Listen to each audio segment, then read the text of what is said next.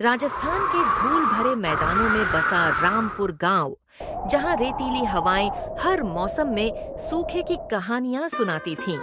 उसी गांव में रामलाल का कच्चा सा घर था। रामलाल एक किसान था। उसकी पत्नी सरोज घर संभालती थी। उनके 2 बच्चे थे, बेटा छोटू और बेटी गुड़िया। घर में रामलाल की माँ कमला देवी भी रहती थीं। रामलाल का खेत गांव के बाहर था, लगभग 2 एकड़ का, जहां वह गेहूं, बाजरा और कभी-कभी सब्जियां उगाने की कोशिश करता था। लेकिन सूखे ने मिट्टी को बंजर बना दिया था। पानी के लिए वह दूर के एक तालाब से बाल्टियां भरकर लाता, लेकिन वह भी सूख रहा था। हर सुबह वह खेत जाता, बीज बोता, लेकिन फसलें फलने से पहले ही सूख जाती थीं। एक शाम सरोज ने चूल्हे से रोटी निकाली और रामलाल के पास आई। उसकी आंखें नम थीं, लेकिन वह मजबूत बनने की कोशिश कर रही थी। जी, मैं समझती हूँ। सूखा पूरे गांव पर पड़ा है। हरिया भाई भी कह रहे थे कि उनका खेत बंजर हो गया, लेकिन क्या करें, हमें जो मिला है उसी से गुजारा करना होगा। मैंने आज थोड़ी दाल बनाई है, सूखी रोटी के साथ खा लेंगे। माँ जी कहती हैं कि मेहनत कभी बेकार नहीं जाती। याद है, पिछले साल जब थोड़ी बारिश हुई थी तो हमने अच्छी फसल काटी थी। शायद इस साल भी हो जाए। भगवान पर भरोसा रखो। बच्चों को देखो, वे कितने मासूम हैं। हमारी वजह से उन्हें तकलीफ नहीं होनी चाहिए। सरोज, आज फिर वही हाल। खेत में गेहूं की बालियां सूख कर गिर गईं। पानी नहीं है, मिट्टी पत्थर सी हो गई। इन दानों से क्या होगा? 2 दिन का राशन भी नहीं बनेगा। बच्चों को क्या खिलाएंगे? माँ की दवाएं कैसे आएंगी?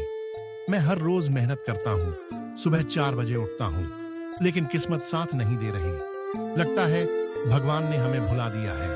कमला देवी कोठरी में लेटी हुई सब सुन रही थीं। उनकी सांसें भारी थीं, लेकिन आवाज में पक्कापन था। उन्होंने रामलाल को बुलाया। बेटा, इधर आ। चिंता मत कर। मैंने जिंदगी में कितने सूखे देखे हैं। तेरे पिता के वक्त भी ऐसा हुआ था।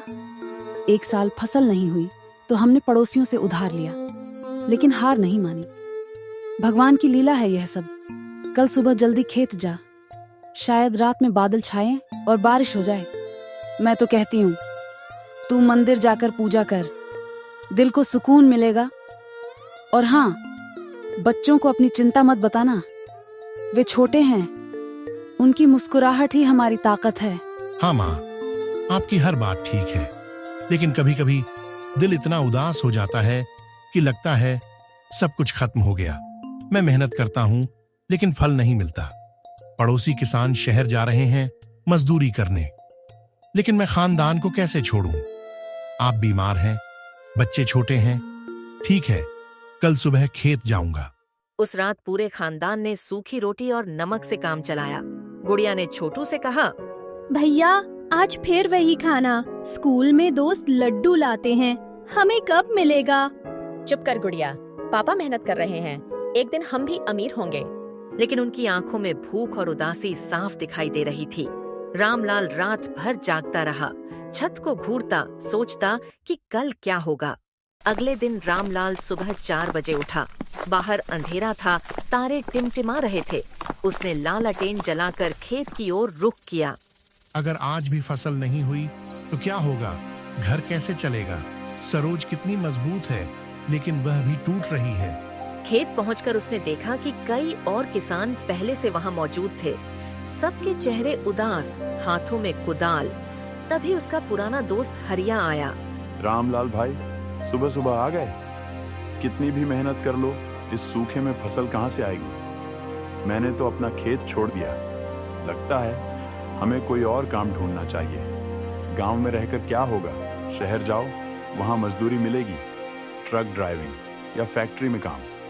मैं तो सोच रहा हूँ अगले हफ्ते निकल जाऊं। तुम भी चलो मेरे साथ, खानदान को बाद में बुला लेंगे। हरिया, तुम ठीक कहते हो। सूखा हमें मार रहा है, लेकिन खानदान को छोड़कर कैसे जाऊं? माँ बूढ़ी हैं, उनकी तबीयत ठीक नहीं रहती। बच्चे स्कूल जाते हैं, सरोज अकेली कैसे संभालेगी? और फिर शहर में क्या गारंटी है? सुना है वहां भी बेरोजगारी है, लोग भूखे सोते हैं। चलो देखते हैं आज क्या होता है, शायद थोड़ा पानी मिल जाए। भाई, तू बहुत भावुक है। मैंने सुना है जयपुर में एक फैक्ट्री है जहां मजदूरों की जरूरत है। रोजाना 200 रुपए मिलते हैं, यहाँ क्या मिल रहा है? मुट्ठी भर अनाज। सोच ले, अगर कुछ दिन और ऐसे चले तो घर बिक जाएगा। मैं तो कहता हूँ माँ को भी साथ ले चल, लेकिन ठीक है, तेरी मर्जी। अगर दिल बदले तो बता देना। जी, आज भी वही हाल। चेहरा देखकर लग रहा है कुछ नहीं हुआ। चलें, मैं दाल बना लेती हूँ। बच्चे भूखे हैं। गुड़िया पूछ रही थी पापा कब आएंगे। रात को रामलाल अपनी माँ के पास गया। कमला देवी बिस्तर पर लेटी थीं। रामलाल उनके पांव दबाने लगा और बोला, माँ, कभी कभी यह गरीबी असहनीय हो जाती है। हर दिन एक सा मेहनत बेकार। हरिया कह रहा था शहर जाओ, लेकिन मैं कैसे? आपकी तबीयत, बच्चों की पढ़ाई, पता नहीं कब बेहतरी आएगी। लगता है जिंदगी का बोझ बहुत भारी हो गया है। बेटा, जिंदगी में उतार चढ़ाव आते हैं। तेरे पिता भी ऐसे ही दिन देखते थे। एक बार सूखा इतना पड़ा कि हमने महीनों तक सिर्फ जंगली जड़ी बूटियां खाई, लेकिन उन्होंने कभी हार नहीं मानी। तू भी मजबूत रह। भगवान तेरी मेहनत का फल जरूर देंगे। याद रख, सब्र का फल मीठा होता है। कल मंदिर जाकर प्रसाद चढ़ा, दिल को सुकून मिलेगा। और हाँ, सरोज को अपनी चिंता मत बताना, वह पहले ही परेशान है। ऐसे ही कई दिन गुजर गए। सूखा बढ़ता गया, फसलें बर्बाद होती रहीं।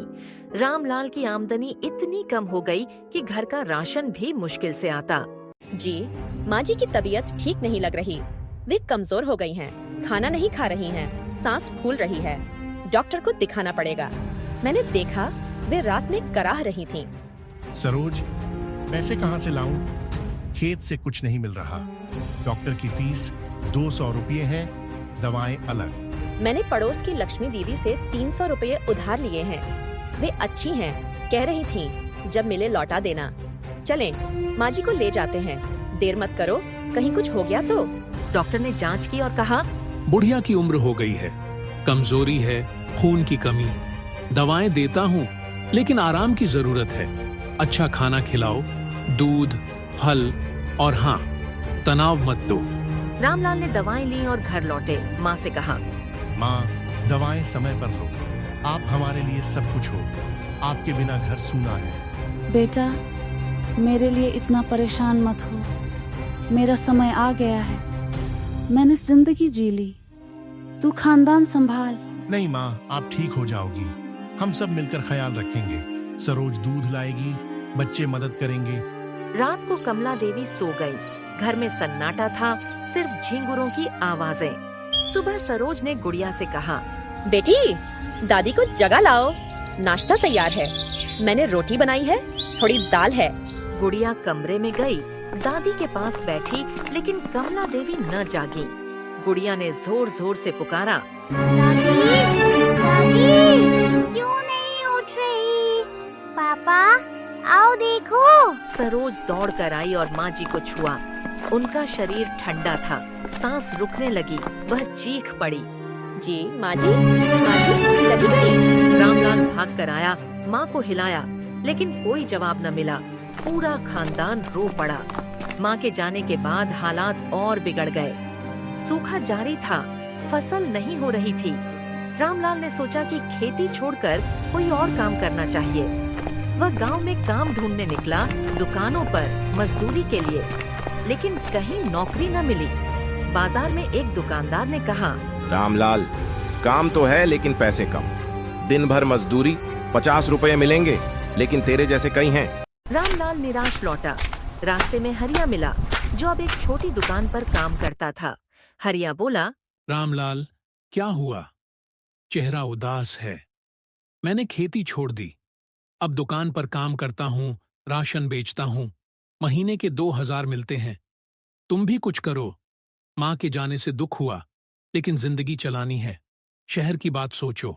हरिया, कुछ नहीं मिला, अब क्या करें? खानदान भूखा है। सरोज ने शाम को रामलाल से कहा, जी, मेरे मन में एक विचार है। जब मैं मायके में थी तो बहुत अच्छी रोटियां और सब्जियां बनाती थीं। लोग तारीफ करते थे।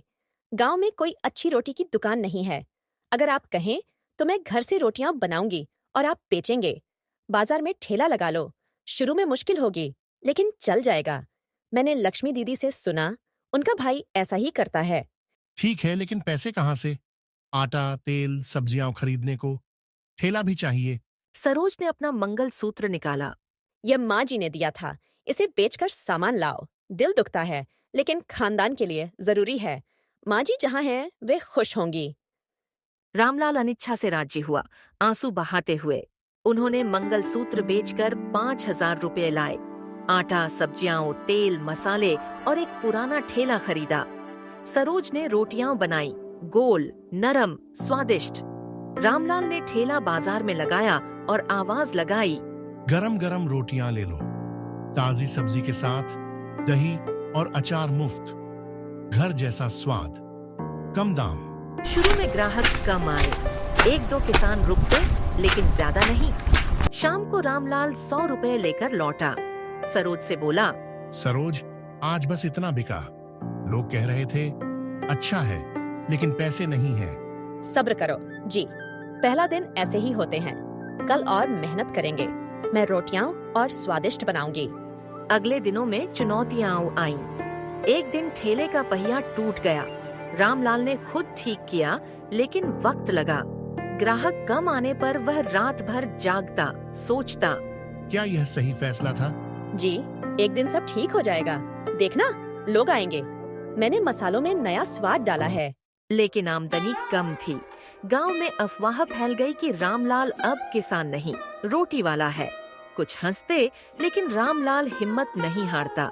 एक हफ्ते बाद रामलाल उदास होकर बोला, सरोज, दुकान ठीक नहीं चल रही।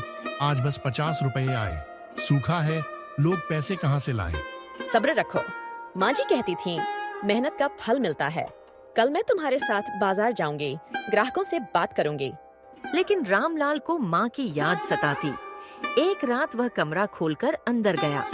माँ का बिस्तर वैसा ही था, हवा में उनकी खुशबू। वह पलंग पर लेट गया और रोया, माँ, आप क्यों चली गईं? हमें मार्गदर्शन की जरूरत है। नींद में स्वप्न आया। माँ सफेद साड़ी में आई, मुस्कुराती बोली, बेटा, निराश मत होना। मेरी आत्मा इस कमरे में है। तेरे पिता की शक्तियों से मुझे वरदान मिला है। रोटियों का सामान यहाँ रखो, कभी खत्म नहीं होगा। तेरी दुकान चलेगी, लेकिन राज्य किसी को मत बताना। भरोसा रख। रामलाल जागा, पसीने से भीगा। सरोज को बताया। सरोज, माँ स्वप्न में आई थी, कमरे का वरदान। उन्होंने सामान कमरे में रखा, आटा, तेल, सब्जियां। अगले दिन दुकान पर भीड़ उमड़ आई। लोग आते, रोटियां खरीदते, प्रशंसा करते। रामलाल, क्या स्वाद है, जैसे जादू। रोटियां खत्म नहीं हो रही थीं। शाम को रामलाल 500 रुपए लेकर लौटा। सरोज, सब बिक गया। कमरे में सामान वैसा ही है। माँ का आशीर्वाद। हाँ, वास्तव में चमत्कार। लेकिन सावधान रहो, किसी को मत बताना। धीरे धीरे दुकान मशहूर हो गई। रामलाल ने ठेला छोड़कर एक छोटा सा ढाबा खोल लिया। मिट्टी की दीवारों वाला, कुछ कुर्सियां लगी थीं, जहां रोटी, सब्जी, दही, अचार और चाय सब कुछ मिलता था। गांव वाले और आसपास के लोग आने लगे। कमाई बढ़ी, बच्चे अच्छा खाना खाने लगे। एक दिन हरिया ने रामलाल की बात सुन ली, जब वह सरोज से कमरे के बारे में कुछ कह रहा था। सरोज, ये कमरा जादुई है। माँ की आत्मा है इसमें। कमरे में आग लगा दूंगा, सब कुछ खत्म हो जाएगा। वह रात दिन योजनाएं बनाता रहा। बेचैनी बढ़ती गई। रामलाल को लगता कि कोई उसका पीछा कर रहा है। एक रात जब वह ढाबा बंद करके लौट रहा था, तो झाड़ियों से आवाज आई। वह डर गया, लेकिन कुछ भी नहीं मिला। उसने सरोज से कहा, सरोज, लगता है कोई दुश्मन है, होशियार रहो। एक रात हरिया चुपके से रामलाल के घर आया। उसके हाथ में पेट्रोल की बोतल थी। वह कमरे के पास गया, पेट्रोल छिड़का और आग लगा दी। आग तेजी से फैल गई। रामलाल जागा, चीखा, आग, सरोज, बच्चे। परिवार बाहर निकल आया, लेकिन घर जल गया। मुख्तार ने रामलाल को अपने घर ले जाकर मदद की। रामलाल रोता रहा। सब खत्म हो गया। माँ का कमरा। अगले दिन पंचायत हुई। अफवाहें फैल गईं। यह हादसा था या साजिश? मुख्तार ने जांच की। एक पड़ोसी रामबाई ने बताया, मैंने हरिया को देखा, पेट्रोल छिड़कते हुए। वह भागा, लेकिन मैंने पहचान लिया। हरिया पकड़ा गया। पंचायत में वह रोया। रामलाल, गलती हो गई, मेरे बच्चे हैं, गरीबी में दिमाग खराब हो गया, मैं तेरी कामयाबी से चलता था, माफ कर दे। बहस हुई, कुछ कहते सजा दो, कुछ कहते माफ करो। रामलाल ने सोचा, गरीबी में इंसान गलती करता है। माँ कहती थी माफ करो। मुख्तार जी, इसे माफ कर दो, दोस्त है, मैं नया घर बनाऊंगा। उसने नया घर बनाया और नया ढाबा खोल दिया और उसके पूरे परिवार की जिंदगी खुशहाल गुजरने लगती है।